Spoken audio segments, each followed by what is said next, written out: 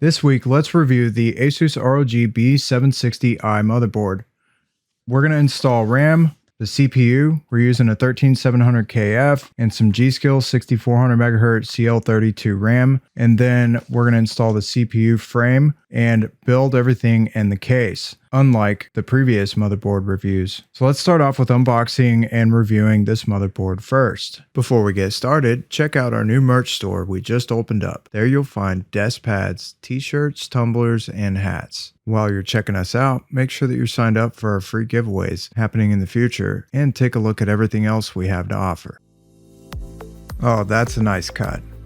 Inside the box, we got the beautiful motherboard. We'll come back to that in a minute. Below that, we have the Wi-Fi antenna, SATA cables, M.2 thermal pad, USB 2.0 header splitter, zip ties, M.2 hardware, the ROG keychain, manual, Asus web storage info, stickers, and lastly, the Armory crate information card. On the board, we have the 8-pin CPU power, 3 fan headers, 2 addressable RGB headers, 24-pin motherboard power connection, system panel header, USB 3.2 Gen 2 and Gen 1 header, 4 SATA connections, USB 2.0 header, clear CMOS header, front panel audio header, and of course the PCI 5.0 slot. And then we have the PCI 4.0 M.2 slot under this plate.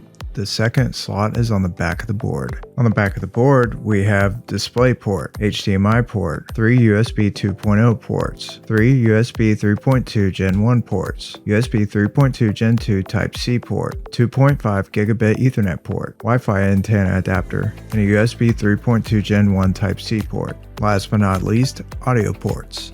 Now let's install the primary 1TB Western Digital Black M.2 drive. Ah, what a clean pool.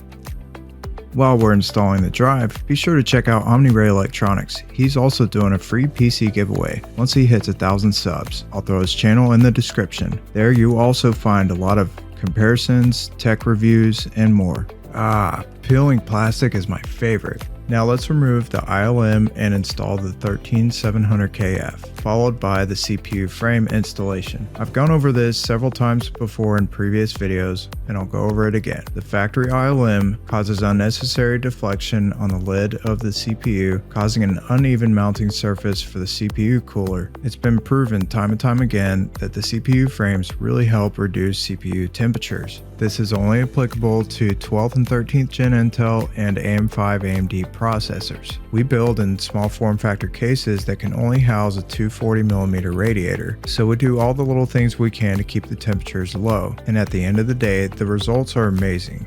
Now for the RAM installation, we actually didn't end up using this RAM because it would not post. This is 6400MHz CL32 64 gigs of G.Skill RAM. It's listed as compatible on G.Skill's website, but on Asus's website, it is not compatible. It's best to go with the motherboard compatibility list. So we went with the same G.Skill RAM, but 6000MHz in CL36, and it posted right away.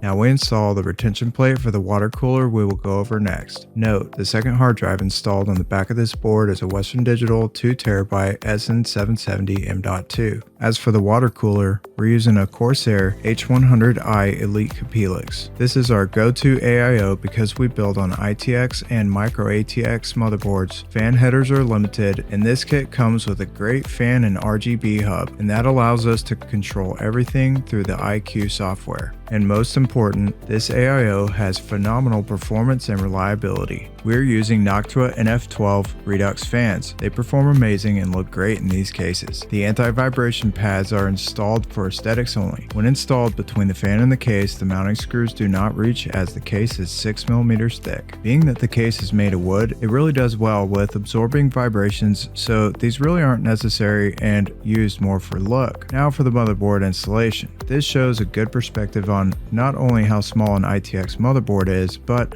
how small these cases are as well. Now let's install the standoffs on the PSU. This is one of the things I'm not the biggest fan of, the mounting orientation. The on and off button is not convenient, and there are no provisions for exhaust ventilation. Now for what it's worth, this does not create a thermal issue with the case. The way the airflow is set up, the fans will pull the PSU exhaust out of the case without causing any other hardware to run warmer than normal. In fact, motherboard chip chipset, CPU, and GPU temperatures are lower in these cases compared to most towers on the market. We have never had any thermal related issues with hardware built in these cases. When building in small and even medium form factor cases, this is a potential issue with the PSU mounting. Now for the radiator. When installed, the top header connections on the motherboard will not be accessible. Fans, RGB, and power cables must be connected prior to. The factory paste has been removed as we don't trust it and replaced with MX4. Note, we recommend installing CPU coolers and water blocks with the case down on its side to ensure it seats as even as possible on the CPU. Now, I'm not going to get into the never-ending debate on how to apply thermal paste, but I will say that a line works really well. So does a dot, and so does an X. Sometimes it just depends on the CPU and how big the lid is. And with some paste, it is necessary to spread manually, and it doesn't hurt to spread manually either way. The thermal test that we do later on proves that this paste application was very efficient. Lastly, we installed the 4070 Ti. We skip over installing the last two case fans, wire management, initial boot, and jump straight into a 3D Mark run. As for performance and thermals, I'm really impressed, especially with the GPU temperature as it's being pushed really hard, peaking out at only 64 Celsius, and the CPU briefly touching 47 Celsius. This proves it will run great thermally in pretty much any game. As far as FPS goes, mid to high 50s on average is on par for this combination. If you want to see how this test compares to others, be sure to check out our last video titled 4070 Ti versus 3090 Ti, where you will see this GPU outperform the 30 series beast in many of the tests we do.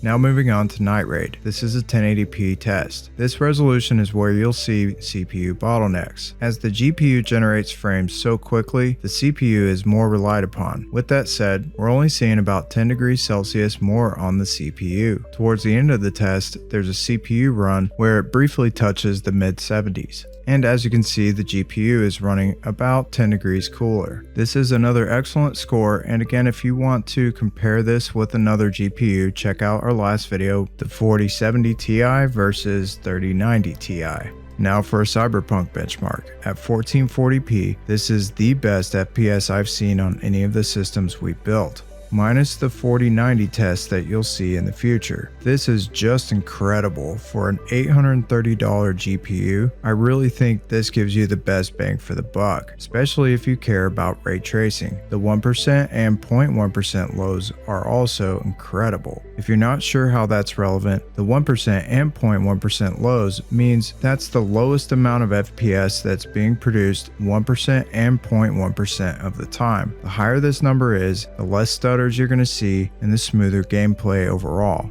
As for the results, our current run was 1440p with ray tracing off, everything else set to max. Look at that max FPS, 1540.83.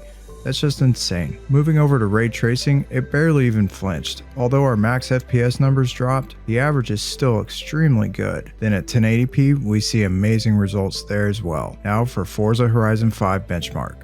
At 1440p, ray tracing off, and max settings otherwise, we're looking at beautiful results and amazing thermals, averaging out in the mid 50s for GPU and CPU. Again, this is the highest FPS numbers we have seen at these settings. This is also due to the latest update adding frame generation. This is part of the new 4nm processor and DLSS 3. Due to these recent updates, we will not compare this video's data to any previous GPU/CPU test. However, stick around until the end and we'll plot everything out on some charts. As for the results, this is nothing short of amazing at these settings. Extremely low stutter counts and a beautiful benchmark graph. With ray tracing set to extreme, the CPU render sees a few dips, but we only lose 7 FPS on average. At 1080p, we see a little more of a GPU spread in the graph, but still great performance overall. Now for the charts. Our idle temperatures were very impressive, and we saw no thermal throttling during our 23 run while pulling a whopping 300 watts. The remaining charts go back over the previous data in a more palatable all-in-one conclusion. The 13700KF and 40 Ti have proven to be a solid mid to high-end build. We look forward to building more like it for future customers. We plan to add a wider range of software and games in future testing. If you have any questions or comments, feel free to leave them below, and please like and subscribe. Thanks for watching.